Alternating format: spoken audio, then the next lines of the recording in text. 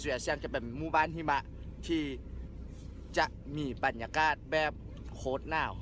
โอเคบรรยากาศจะเป็นอะไรนั้นเฮาไปพร้อมกันเลย see you เสียเซียง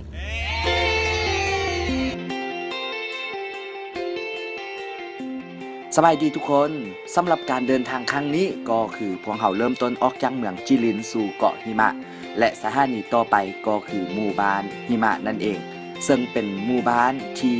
คล้ายๆคือกับหมู่บ้านหิมะที่อยู่ในหนังการ์ตูนแต่นี่คือความเป็นจริงและการเดินทางของเกาชีวิตกับเส้นทางสายสีขาวสุดสวยงามท่ามกลางสภาพอากาศต่ำกว่า-10 องศาในระยะส่งท้ายปีเก่าต้อนรับปีใหม่ได้เริ่มขึ้นที่นี้กับหมักหลอก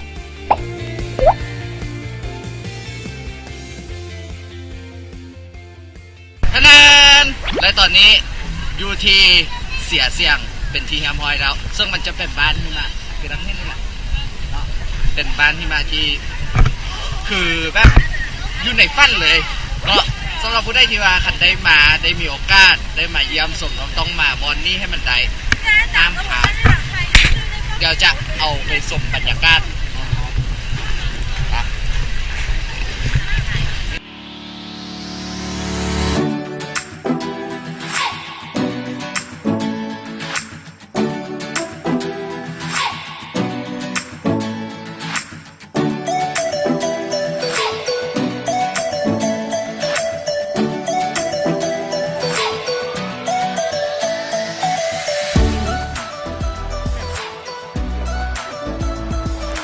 อยากเลย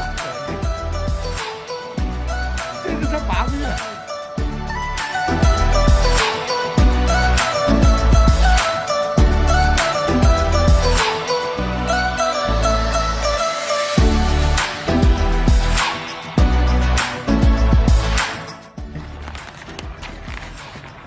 อันนี้เป็นป่าสายหนาวนี่มองไม่ตายนาวใครมองไม่ตายนาวเนี่ย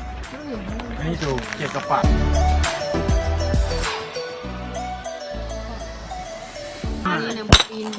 东北瓜，这个叫东北瓜，这个叫人吃东北瓜。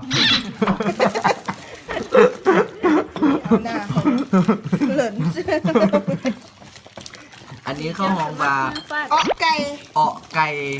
ใช่สิล่ะปัจจุบันนี้กำลังย่างเลาะบรรยากาศสุดยอดเลยอันนี้จะเป็นบรรยากาศตอนค่ำคืนเนาะตอนค่ำคืนห้องเฉือเสียงหรือว่าบ้านหิมะที่เขามาย่างเลาะสมเมืองนี้รู้สึกว่าคึกคักได้เดี๋ยวจะให้เป็นบรรยากาศ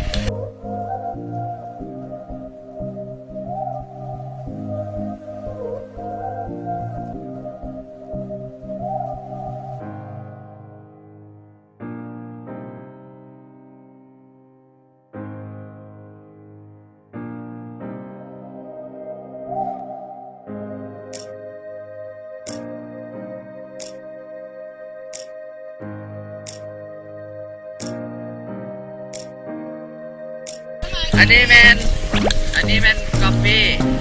อันนี้จิบจีนี่ซาลาคุซซี่แล้วก็มาเรียอันนี้บอส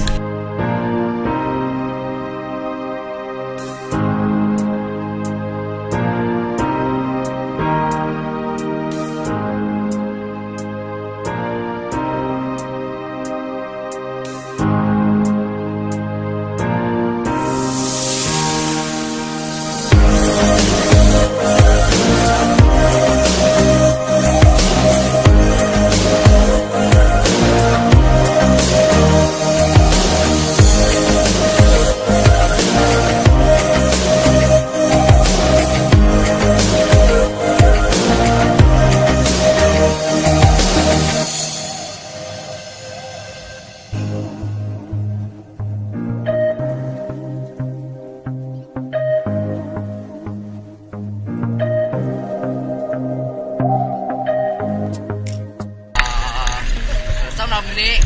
แต่เช้าเขาเดินทางออกจากผู้ทรงเตาแล้วก็เดินทาง6 ชั่วโมงจนมาถึงสถานที่แห่งนี้นั่นก็คือเสียงหรือว่าบ้านหิมะนั่นเองและใน ณะนี้ก็ชื่อว่าได้สมนะครับบรรยากาศทั้งหมดที่ว่าดูเสียแล้วและนี่ก็คือวันที่31เดือน12ของปี